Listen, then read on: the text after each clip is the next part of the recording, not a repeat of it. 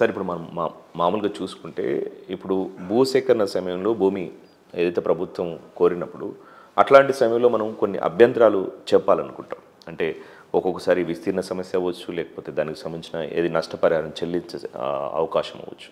So ఇట్లాంటి క్రమంలో అభ్యంతరాలు చెప్పడానికి అవకాశం ఉంటుందా? ఒకవేళ అవకాశం ఇవ్వకుండా చేస్తే ఏం చేయాలి? ఇవ్వాలి. ఇప్పుడు 2013 చట్టంలో చాలా భూ యజమానికి అనుకూలమైన నియమాలు ఉన్నాయి. అందులో ఒక కీలక నియమం ఏంటంటే, మీరు భూమి తీసుకునేటప్పుడు నోటీస్ ఇవ్వటం మాత్రమే కాదు, అంటే సమాచారం ఇవ్వటం మాత్రమే కాదు, తప్పకుండా ఆ వ్యక్తి ఏమైనా అభ్యంతరాలు ఉంటే వాటిని మీరు వినాలి, దాని మీద నిర్ణయం తీసుకోవాలి.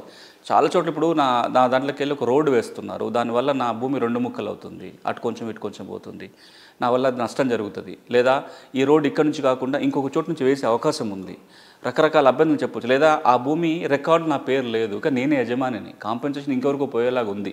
ఇట్లా ఏ అంశం మీద ఉన్నా, లేదా నాకు నష్టపరిహారం మీరు తక్కువ కట్టిస్తున్నారు, ఆ భూమిలో నేను ఏదో చెట్లు పెంచుకున్నా, మీరు చెట్లు నాకు విలువ కట్టించినాక అందులో లేదా చెట్లు లెక్క వేయలేదు, ఏదో రకమైన అభ్యంతరం ఉన్నప్పుడు చట్టం ఏమంటుందంటే, భూసేకరణ అధికారి ఎవరైతే ఉంటారో, ఆయన జిల్లా కలెక్టరో, అడిషనల్ కలెక్టరో, ఆర్డీఓ ఎవరైతే వారు భూసేకరణ అధికారి నోటీస్ ఇవ్వాలి, వారి అభ్యంతరాలు వినాలి, మీరు అవకాశం ఇవ్వాలి. దీన్ని ఆడి ఆల్ట్రమ్ పార్టమ్ అంటాం, అంటే లాటిన్ పదం, అది ఒక న్యాయసూత్రం. ఈ న్యాయసూత్రం ఏంటంటే, ఎవరికైనా సరే వాళ్ళ వాదనను వినిపించుకునే అవకాశం ఇవ్వాలి. అది ప్రిన్సిపల్స్ ఆఫ్ న్యాచురల్ జస్టిస్. ఒక సహజ న్యాయసూత్రంలో భాగం ఏంటంటే నోటీస్ ఇవ్వటం, వాళ్ళ వాదన వినటం. భూసేకరణలో కూడా మీరు నోటీస్ ఇవ్వాలి, వాళ్ళు చెప్పే వాదన వినాలి. వినటం అంటే ఊరికి వాడు చెప్పిండు విన్నాడు వెళ్ళిపోయింది కాదు, వారి వాదనల మీద మీరు నిర్ణయం తీసుకోవాలి. ఇప్పుడు ఆయన చెప్పిన దాని మీద ఇది ఎందుకు మీరు ఒప్పుకోవట్లేరు, ఇది ఎందుకు ఒప్పుకుంటున్నారు అనే దాంట్లో కూడా మీరు ఆర్డర్లో రాయాలి.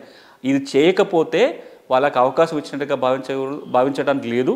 ఒకవేళ కనుక మీరు వాళ్ళకి వాదనలు వినిపించుకునే అవకాశం ఇవ్వకపోయినా, ఆ వాదనల మీద మీరు సహేతుకమైన నిర్ణయం తీసుకోకపోయినా, అలాంటి సందర్భాలలో కూడా గౌరవ హైకోర్టు కానీ సుప్రీంకోర్టు కానీ జోక్యం చేసుకొని భూసేకరణ రద్దు చేయడానికో ఇంకో రకమైన ఆదేశాలు ఇవ్వడానికి అవకాశం ఉంటుంది.